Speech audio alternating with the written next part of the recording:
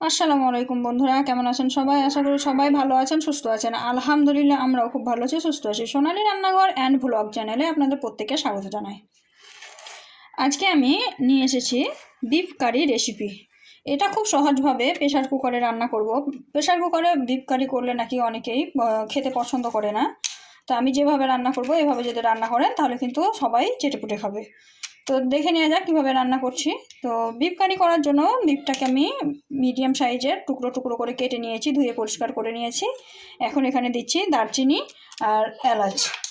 এখন আমি এর মধ্যে দেব হচ্ছে জিরা, গোটা জিরা। একটু গোটা জিরা দিলে স্বাদটা বেশি সুন্দর হয়, তাই গোটা জিরা দিয়ে দিলাম।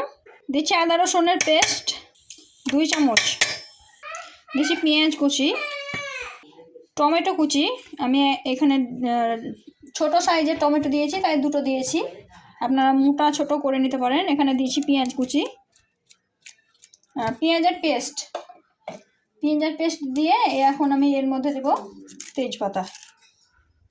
আমি দিচ্ছি 1 চামচ লঙ্কা গুঁড়ো, এটা ঝাল লঙ্কা গুঁড়ো। 2 চামচ দিব জিরা ধনিয়ার পাউডার, এখানে আমি 2 চামচ পরিমাণে দিয়ে দিলাম। আর দিব হচ্ছে লবণ। লবণটা আপনারা স্বাদ মতো দিয়ে দেবেন। আমি এখানে 1.5 চামচ লবণ দিয়ে দিলাম। এখন দিয়ে দিচ্ছি 1 চামচ হলুদ গুঁড়ো। 1 চামচ থেকে একটু বেশি দিয়ে দিলাম হলুদ গুঁড়ো। এখন এর মধ্যে দেব হচ্ছে কিছুটা পরিমাণে সাদা তেল আর কিছুটা পরিমাণে সর্ষের তেল। তো প্রথমে আমি দিলাম সাদা তেল, দিলাম সর্ষের তেল। সব কিছু দিয়ে এখন হাতে ভালোভাবে মাখিয়ে নেব। এটা হাত দিয়ে ভালোভাবে মাখানোর চেষ্টা করবেন, তাহলে স্বাদটা বেশি সুন্দর আসবে।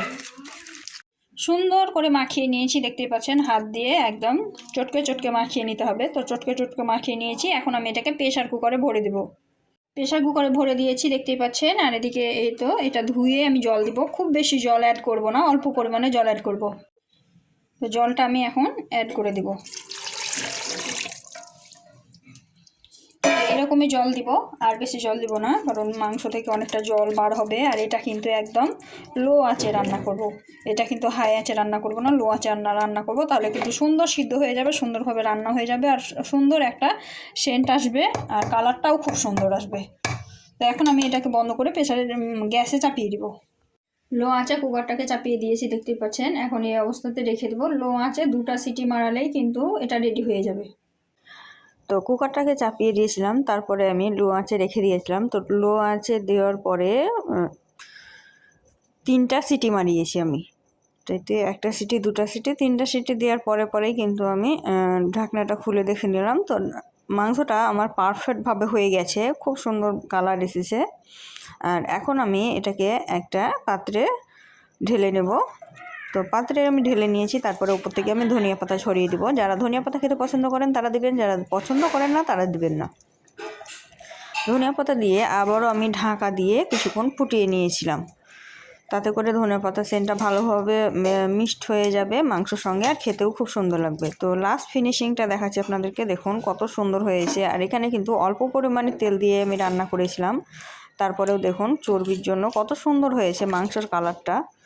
তো এভাবে একবার হলেও রান্না করে দেখবেন, খুবই সুন্দর হয় খেতে কিন্তু। তো আমি এটা গরম গরম আছে, আর এখন আমি ভাত দিয়ে পরিবেশন করে দেখাচ্ছি। দেখুন ভাত নিয়েছি একটা থালাতে, আর এখন এই বাটিতে পরিবেশন করব। তো যাদের কুকারে মাংস রান্না ভালো হয় না তারা কিন্তু এই টেকনিকে রান্না করে নিতে পারেন। আর সব সময় কিন্তু কষানো মাংস ভালো লাগে না। এইভাবে যদি হাত দিয়ে মাখিয়ে রান্না করেন তাহলে কিন্তু অসম্ভব মজাদার হয়। তো এই তো আমি পাত্রে নিয়ে নিলাম, আর মাংসটা মানে খুবই সুন্দর সিদ্ধ হয়েছিল। তো এই তো আমি নিয়ে নিলাম, যতটুকু পাত্রে নেওয়ার দরকার নিয়ে নিয়েছি। এখন এই থালাতে নিয়ে দেখাচ্ছি। দেখুন তো থালার মধ্যে যে বাটির মতো করে রেখেছি এখানে আমি দিচ্ছি, দেখুন। আর এই রেসিপিটা যাদের যাদের ভালো লেগেছে অবশ্যই একটা লাইক, শেয়ার আর কমেন্ট করে দিবেন। আর পাশে থাকা বেল আইকনটিকে প্রেস করে দিবেন। যেসব বন্ধুরা আমাকে সাবস্ক্রাইব করে রেখেছেন তারা পাশে থাকা বেল আইকনটিকে অবশ্যই প্রেস করবেন, নাহলে কিন্তু ভিডিও নোটিফিকেশনগুলো আপনাদের কাছে পৌঁছাবে না। আর এটা অনেক গরম ছিল, হাতে ধরতে পারছিলাম না, কিন্তু কতটা সিদ্ধ হয়েছে এটা দেখাবার জন্য এটা ভেঙে দেখিয়ে দিলাম। তো এই তো দেখুন একদম হাত দিয়ে ভাঙা যাচ্ছে। তো এরকমের মাংস রান্না কিন্তু খুবই ভালো হয় খেতে। আজকের ভিডিওটি কিন্তু এর থেকে বেশি বড় করব না, এই পর্যন্তই। দেখা হবে এই ধরনের নিত্য নতুন রেসিপি নিয়ে পরবর্তী ভিডিওতে। ততক্ষণ সবাই ভালো থাকবেন, সুস্থ থাকবেন, খোদা হাফেজ।